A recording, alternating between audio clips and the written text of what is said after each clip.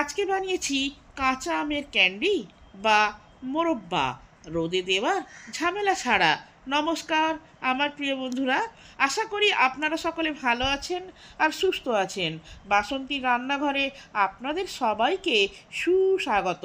আজকে বানিয়েছি কাঁচা আমের ক্যান্ডি বা মোরব্বা। আর মোরব্বা হওয়ার পর যে অবশিষ্ট জলটা থাকবে সেটা দিয়ে বানিয়ে ফেলুন সুস্বাদু জ্যাম। এই মোরব্বা আর জ্যাম যে একবার খাবে সে বারবার বানাতে বলবে, আর বানালেই এই ক্যান্ডি বা মোরব্বাগুলো নিমেষে শেষ হয়ে যাবে। এই ভিডিওটি সম্পূর্ণ দেখলে আপনারাও রোদে দেওয়ার ঝামেলা ছাড়া অতি সহজে বানাতে পারবেন। 1 কেজি আমকে ভালো করে পরিষ্কার করে ধুয়ে শুকনো করে নিয়েছি। আমকে আচার করার সময় পরিষ্কার করে ধুয়ে তারপরে শুকিয়ে নেবেন, তাহলে আচারটা অনেক দিন ভালো থাকবে। বোখার দিকটা এভাবে খানিকটা কেটে বাদ দিতে হবে। এবার আমের খোলাটাকে ভালো করে ছাড়িয়ে নিতে হবে।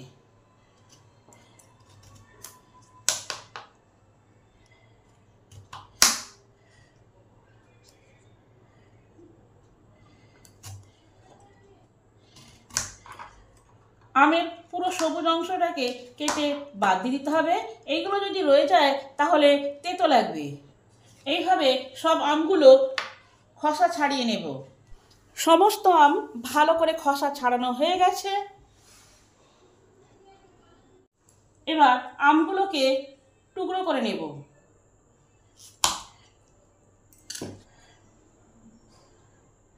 এবার এই আমের আঠিগুলোকে বাদ দিয়ে দিতে হবে।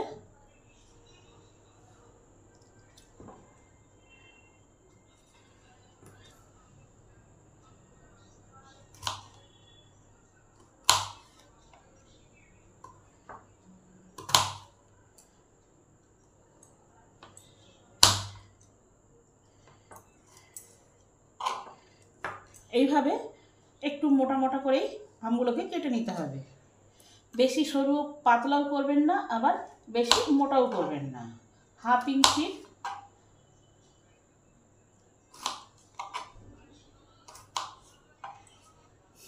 এইভাবে সমস্ত আমগুলো কাটা হয়ে গেছে।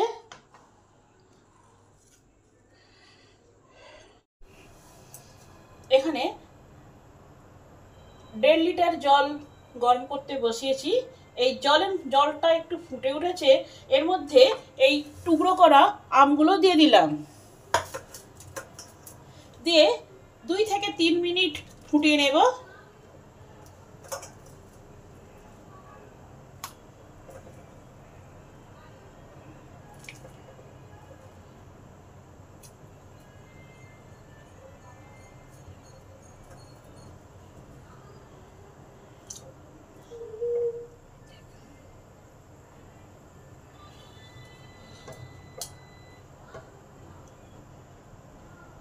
আমগুলো হাফ সেদ্ধ হবে, তারপরে এগুলোকে ছেঁকে তুলে নেব।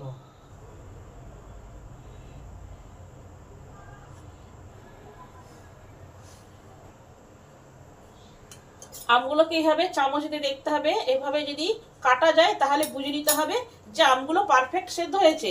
এর থেকে আর বেশি করা যাবে না। জাস্ট 2 থেকে 3 মিনিট ফুটাতে হবে, এর থেকে বেশি নয়। আমগুলো পারফেক্ট সেদ্ধ হয়ে গেলে এইভাবে ভেসে যাবে, একদম ডুবে থাকবে না। আমগুলো সব সেদ্ধ হয়ে গেছে। এবার আসুন, জালিওয়ালা ডিশ নিয়েছি আর একটা বড় পাত্র নিয়েছি, এর উপরে রাখলাম।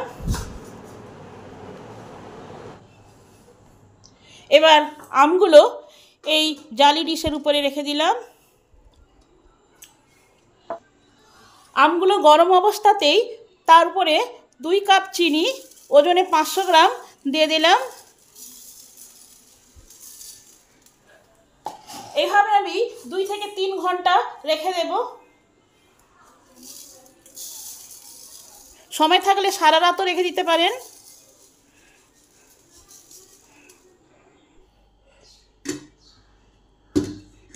দু ঘন্টা পর চাপাটা খুলে দেখি কি অবস্থা।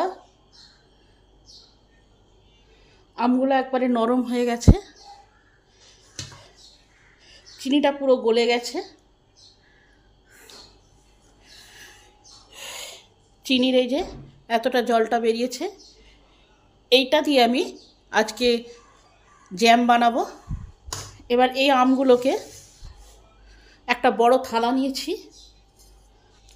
থালাটাতে একটু তেল ব্রাশ করে নিই যাতে আমগুলো না চিপকে যায়। এবার আমগুলো এক এক করে থালায় সাজিয়ে দিই। হয় ফ্যানের হাওয়াতে শুকিয়ে নেবেন, নাহলে একদিন রোদ দিয়ে দেবেন, তাহলে আমের মোরব্বাগুলো খুব টেস্টি হবে খেতে। হলেই শেষ হয়ে যাবে, বাচ্চারা খেতে খুব ভালোবাসে।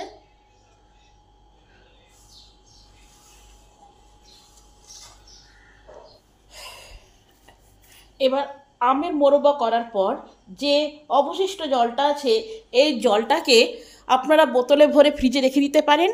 এটা দিয়ে আম পান্নাও বানিয়ে খেতে পারেন, অথবা আমার মতন জ্যাম তৈরি করে নিতে পারেন। জ্যাম তৈরি করতে গেলে যে পাত্রে জ্যাম করব সেই পাত্রে আগে জলটাকে মেপে নেব।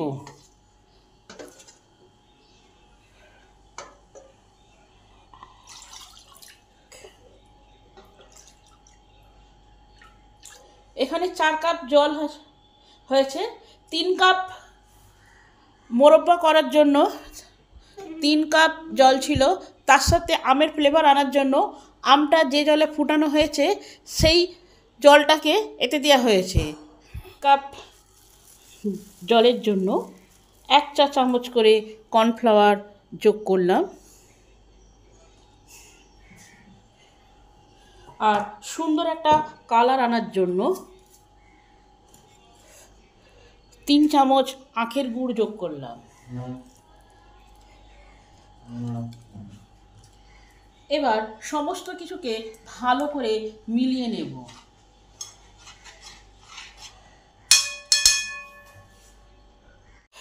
এবার আসুন জ্যামটা বানিয়ে ফেলি। এবার এই মিশ্রণটা কন্টিনিউ নেড়ে যেতে হবে।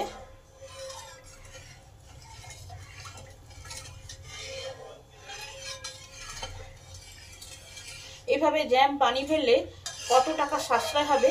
বাজারে 1 সিসি জ্যাম কিনতে গেলে কত টাকা লেগে যায়।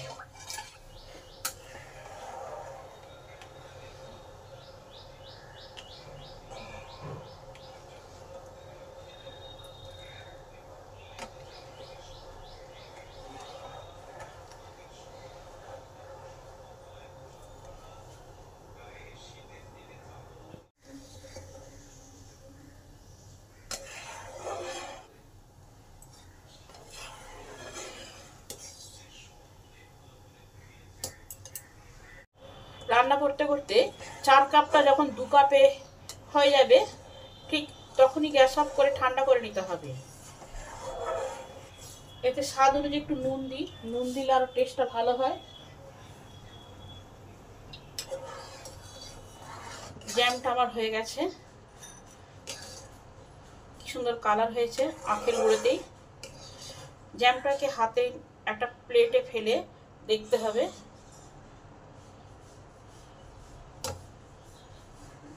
এবার এটা ঠান্ডা হলে যদি না গড়ায় তাহলেই বুঝতে হবে যে জ্যামটা কমপ্লিট।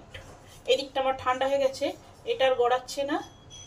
আর এটা ঠান্ডা হলে আরও জমে যাবে, তাই গ্যাসটা অফ করে দিলাম।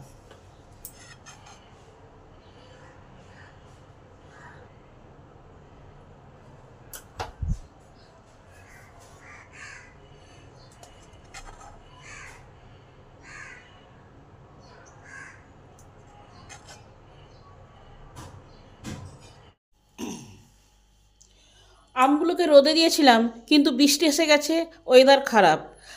আর এই সময় পাখার তলায় দিলেও আম ক্যান্ডিগুলো শুকনো হবে না। তাই আমি এই ট্রেতে করে ওটিজির মধ্যে 150 ডিগ্রি তাপমাত্রায়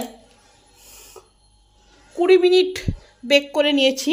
তাতে আমার আম ক্যান্ডিগুলো পারফেক্টভাবে শুকনো হয়ে গেছে, খুব সুন্দর হয়েছে, হাফ খাওয়াই হয়ে গেছে।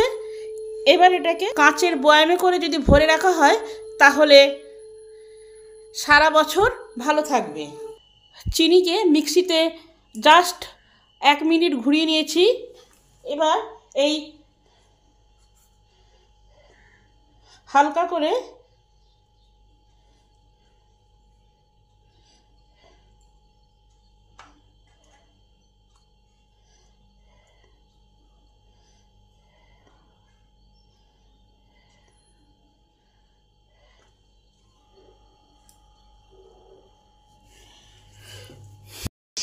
আপনারাও বাড়িতে এইভাবে কাঁচা আমের ক্যান্ডি বা মোরব্বা বানিয়ে খেয়ে দেখবেন।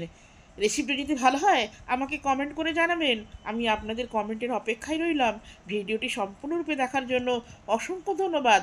দেখা হচ্ছে অন্য কোনো নতুন ভিডিওতে। আপনারা সকলে সুস্থ থাকবেন আর ভালো থাকবেন।